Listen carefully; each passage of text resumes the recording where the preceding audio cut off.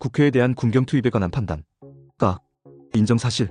1군대를 동원한 국회 진입 및 국회의원을 끌어내라는 지시. 가. 피청구인의 병력 투입 지시. 피청구인은 국방부 장관 김용현에게 이 사건 계엄 선포와 관련하여 국회에 군대를 투입할 것을 지시하였다. 나 육군 특수전사령부 소속 군인들의 국회 진입. 1. 이 사건 계엄 선포 직전 김용현은 육군 특수전사령관 곽종근에게 제707 특수임무단 소속 군인들을 국회로 출동시킬 것을 지시하였고 제707 특수임무단 소속 군인 97명은 헬기를 타고 국회를 향해 출동하였다. 피청구인은 2024년 12월 3일 23시 40경 곽종근에게 전화를 걸어 국회로 가는 부대가 어디쯤 가고 있는지 물어보았고 곽종근은 아직 이동 중이라고 답하였다.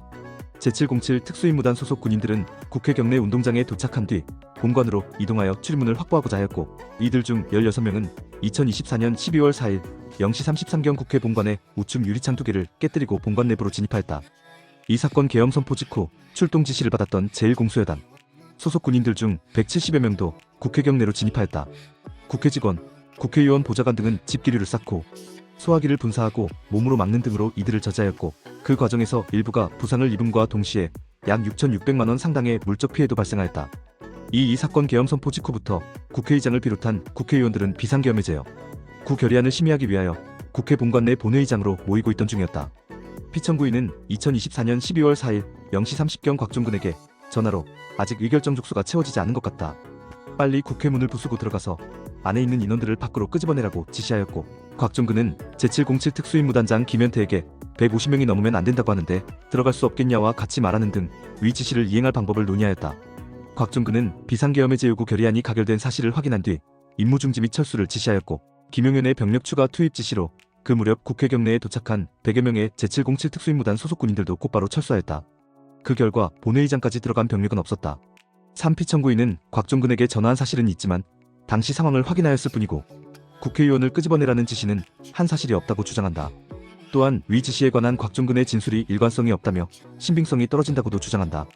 그러나 비상계엄 선포 직후 열린 육군 특수전사령부 예하부대들과의 화상회의가 끝나고도 곽종근의 마이크가 계속 켜져 있었기 때문에 곽종근이 피청구인의 위 지시를 받고 김현태 등과 논의하는 과정에서 행한 발언들이 예하부대들로 그대로 전파되고 있었던 점, 곽종근 및 김현태는 국회 출동 시 시설 확보 및 경계 지시를 받은 후 한동안 추가 지시가 없어 구체적인 임무를 정확히 알 수 없었다고 하는 바, 피청구인의 위 지시가 없었더라면 곽종근이 갑자기 김현태와 안으로 들어가 150명이 넘지 않게 할 방법을 논의할 이유가 없는 점, 의결정 족수라는 용어 및 당시 본회의장 안에는 다수의 국회의원들이 존재하였고 군인은 존재하지 않았던 사실 등을 고려하면 끄집어낼 대상은 국회의원이라고 해석될 수밖에 없는 점, 곽종근은 2024년 12월 9일 검찰 조사에서부터 증인 신문이 행해진 이 사건 제6차 변론기일까지 피청구인의 위 지시 내용을 일부 용어의 차이만 있을 뿐 일관되게 진술하고 있는 점 등에 비추어 볼 때 피청구인의 주장은 믿기 어렵다.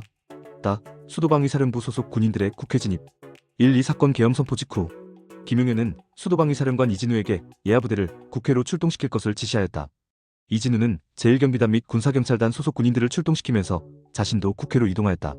피청구인은 이진우가 국회에 도착한 후 전화로 상황을 물어보았고 이진우가 국회 담장에서 많은 사람들이 경찰과 대치하고 있어 경내로 진입하기 어렵다는 취지로 답변하자 얼마 후 재차 전화로 안에 있는 사람들을 끌어내라고 하였다. 이 이진우는 2024년 12월 4일 0시 40경 제1경비단장 조성현에게 본관 내부로 들어가서 국회의원들을 외부로 끌어내라는 지시를 하였고 얼마 후에는 이미 육군 특수전사령 부소속 군인들이 진입해 있으니 이들이 국회의원들을 끌어내면 통로를 형성하는 등 외부에서 지원하는 역할을 수행하라고 지시하였다. 조성현은 위 임무가 정당하지 않다고 생각하여 국회 경내로 들어간 군인들에게는 사람들이 없는 지역에 계속 집결해 있을 것을, 국회로 이동 중이던 후속 부대에게는 서강대교를 넘지 말고 기다릴 것을 각각 지시하였다. 조성현은 비상계엄의 제 요구 결의안이 가결된 후 이진우에게 철수를 건의하였고 이진우는 이를 승인하였다. 당시 국회로 출동한 수도방위사령부 소속 군인들은 총 210여 명이었고 그중 경내로 진입한 인원은 총 48명이었다. 3. 피청구인은 이진우에게 전화한 사실은 있지만 당시 상황을 확인한 뒤 경찰에 이야기하면 국회 담장 안으로 들어갈 수 있다는 사실을 알려주었을 뿐이고 국회의원들을 끌어내라고 지시한 사실은 없다고 주장한다. 그러나 이진우가 피청구인과 통화하는 동안 같은 차량의 앞좌석에 앉아있던 이진우의 전속보관이 통화 내용 대부분을 들을 수 있었던 점, 이진우는 김용현으로부터 구체적인 임무 없이 국회로 가라는 지시만 받아 일단 수도방위사령부의 본래 임무인 핵심 시설의 외곽을 경계하고자 하였다고 하는 바, 피청구인의 위 지시가 없었더라면 이진우가 갑자기 조성현에게 건 물내부로 진입하여 국회의원을 끌어내라는 지시를 할 이유가 없는 점 등에 비추어 볼 때 피청구인의 위 주장은 믿기 어렵다. 이 경찰을 동원한 국회 출입 통제, 가 피청구인은 2024년 12월 3일 19시 20 무렵 경찰청장 조지호, 서울특별시경찰청장 김봉식을 서울 종로구 소재 대통령 안전가옥으로 불러 오늘 밤 비상계엄을 선포할 것이라고 하면서 군인들이 국회를 비롯한 여러 곳에 나갈 것인데 경찰이 국회 통제도 잘해달라고 하였다. 함께 자리하고 있던 김용현은 피청구인이 보는 가운데 조지호, 김봉식에게 A4 용지 1장으로 된 문서를 건넸는데 해당 문서에는 군인들의 출동 시각과 출동 장소를 의미하는 22시형 국회, 23시형 민주당사 등과 같은 기재가 있었다. 나 조지호와 김봉식은 경찰 300여 명을 국회 담장 주변에 배치하고 2024년 12월 3일 22시 48분부터 출입을 전면 차단하도록 하였다. 그러나 국회의원의 출입 통제에 대한 항의를 받게 되자 헌법상 국회의 계엄해제 요구권 등을 확인한 뒤 이 사건 계엄 선포만으로는 근거가 부족하다는 판단하에 같은 날 23시 6경부터 국회의원, 보좌관, 국회 직원, 출입기자 등 국회 상시 출입자는 신분 확인을 거쳐 출입하도록 하였다. 같은 날 23시 23경 이 사건 포고령이 발령되었다. 피청구인은 그 무렵 계엄사령관 박안수에게 전화하여 조지호에게 이 사건 포고령의 내용을 알려주라고 하였고 박안수는 전화로 이를 조지호에게 알려주었다. 피청구인도 조지호에게 직접 6차례 전화하였다. 조지호와 김봉식은 이 사건 포고령에 국회 활동 금지, 포고령 위반자 처단 등의 내용이 있음을 확인한 뒤 같은 날 23시 37경부터 2024년 12월 4일 1시 45경까지 약 2시간 8분가량 국회 출입을 재차 전면 차단하도록 하였다. 그 사이에 국회 투입, 경력은 점차 증원되어 최종적으로 1,700여 명의 경찰이 동원되었다.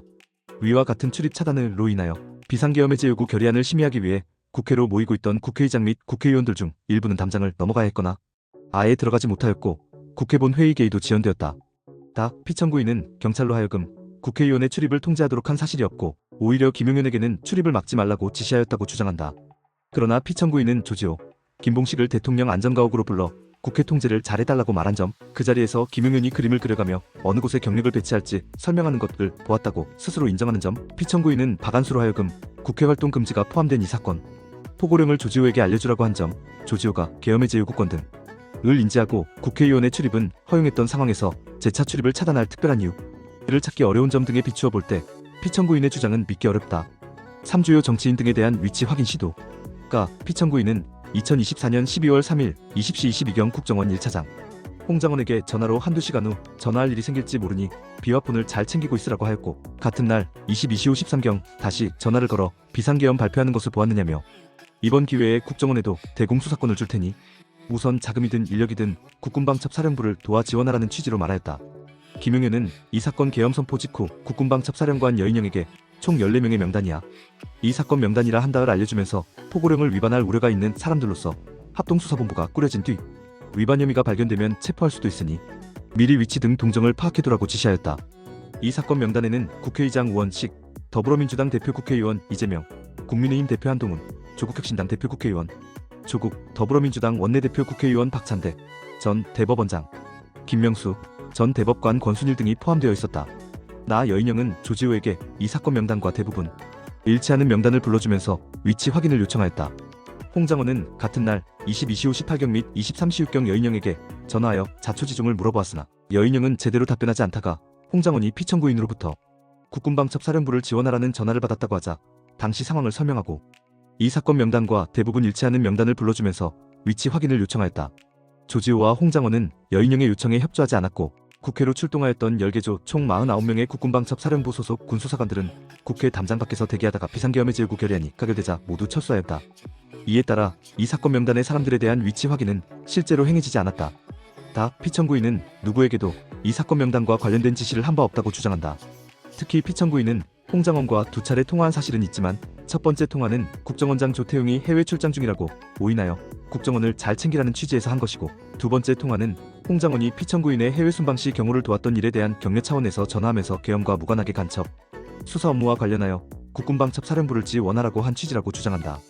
그러나 피청구인이 홍장원에게 2024년 12월 3일 첫 번째 통화에서 한두 시간 후 전화할 일이 생길지 모르니 대기하라고 지시한 뒤 이 사건 계엄 선포 직후 재차 전화를 한 점, 피청구인은 여인영과 홍장원이 육군사관학교 선후배 관계에 있어 특별히 홍장원에게 국군방첩사령부 지원에 관하여 언급했다고 하는 점, 피청구인은 해외 출장 중인 줄 알았던 조태용을 이 사건 계엄 선포 직전 대통령실에서 만났고 홍장원과의 두 번째 통화 직후 조태용과 통화하기도 하였는데 조태용에게는 아무런 특별한 지시가 없었다고 하는 점 등을 고려할 때 피청구인은 처음부터 홍장원에게 계엄 상황에서 국군방첩사령부에 부여된 임무와 관련된 특별한 용건을 전하고자 한 것이라 봄이 상당하고 계엄 선포 직후의 급박한 상황에서 단순한 격려, 차원 또는 간첩 수사 업무와 관련된 일반적 지시를 하고자 한 것이었다는 피청구인의 주장은 믿기 어렵다.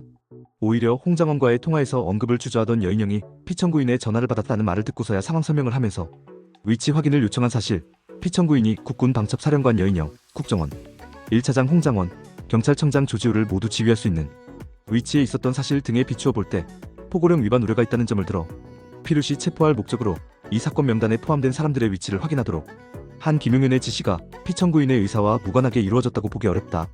나 판단 1. 헌법 제77조 제5항 대의민주주의 등 위반 여부 및 국회의원의 불체포 특권 등 침해 여부.